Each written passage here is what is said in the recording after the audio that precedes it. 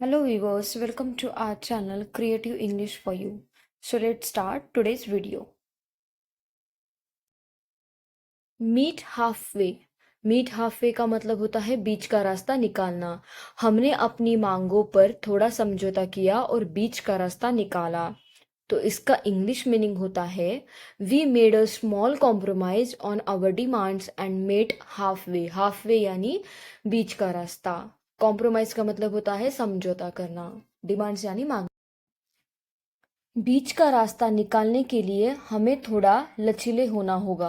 बीच का रास्ता निकालने के लिए हमें थोड़ा लचीला होना होगा यानी we need to be a little flexible to meet half way. We need to be a little flexible to meet half way. Flexible का मतलब होता है लचीला होना। नेक्स्ट, उन्होंने बातचीत के माध्यम से बीच का रास्ता निकाला। उन्होंने बातचीत के माध्यम से बीच का रास्ता निकाला यानी they met halfway through the discussion. They met halfway through the discussion. Discussion बातचीत। इन नो टाइम यानी देखते ही देखते। इन नो टाइम देखते ही देखते। देखते ही देखते 10 बज गए।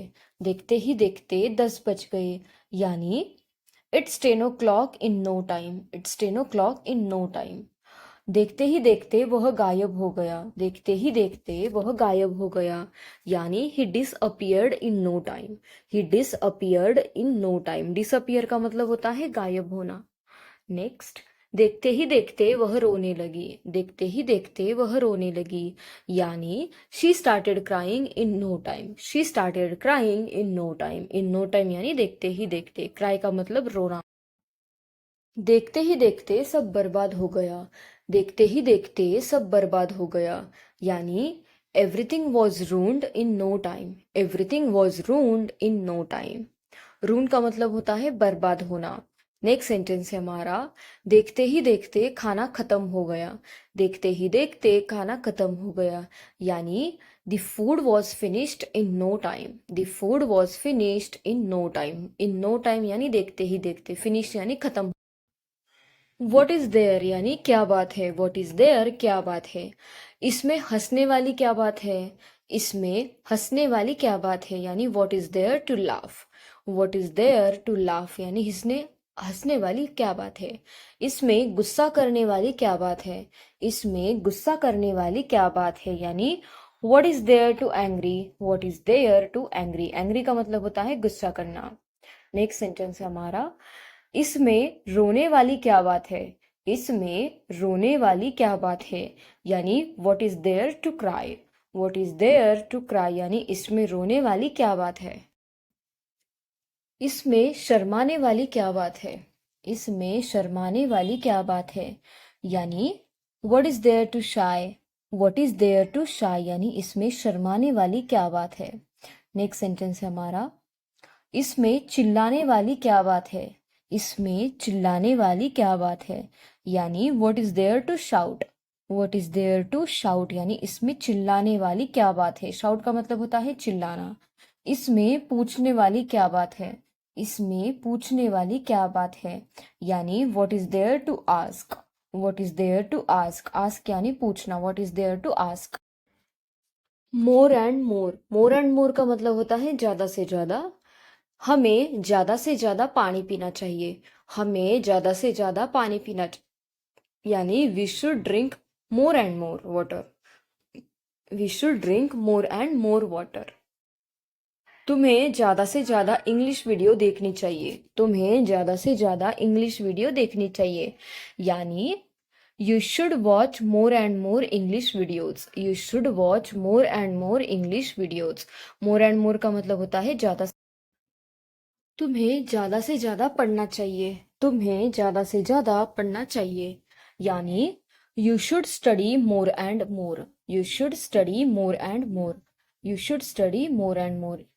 नेक्स्ट सेंटेंस है हमारा मुझे ज़्यादा से ज़्यादा पैसे कमाने हैं। मुझे ज़्यादा से ज़्यादा पैसे कमाने हैं यानी I have to earn more and more money. I have to earn more and more money. Next,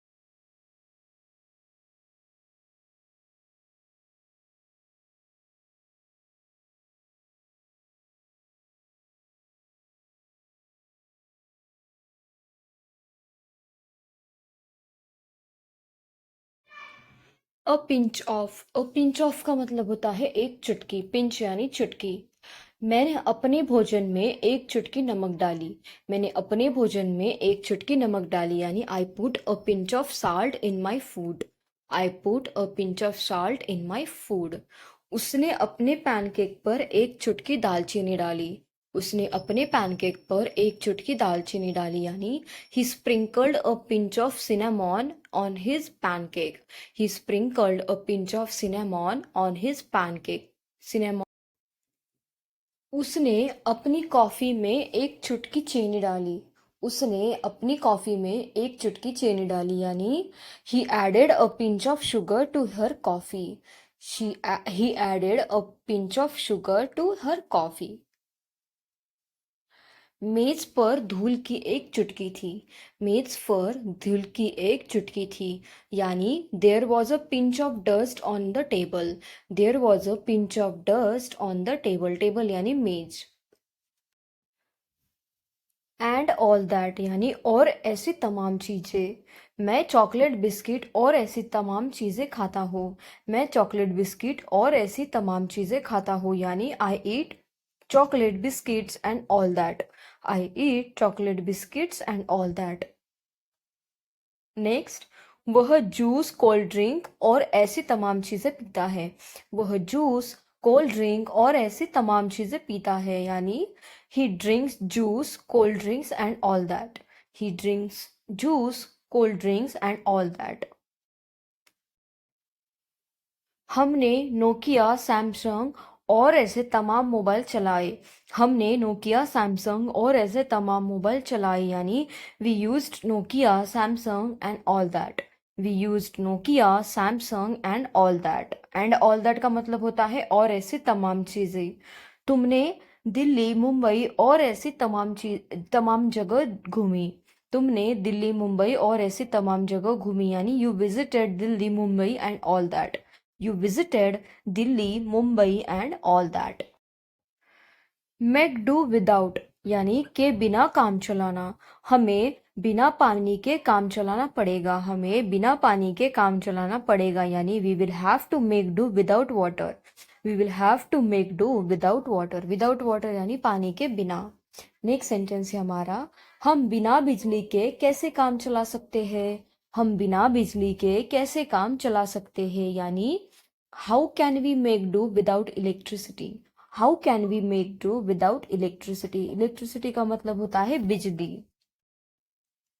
मैं बिना चाय के नहीं रह सकता, मैं बिना चाय के नहीं रह सकता यानी I can't make do without T, I can't make do without T, without T यानी बिना चाय के।